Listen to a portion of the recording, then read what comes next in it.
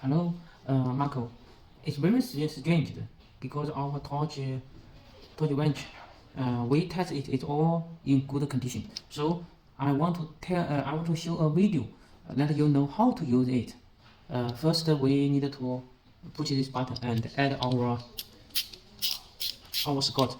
And then, if we want to set the torch, we need to pull this ring, then hold it and rotate it to set it the torch value you wanted.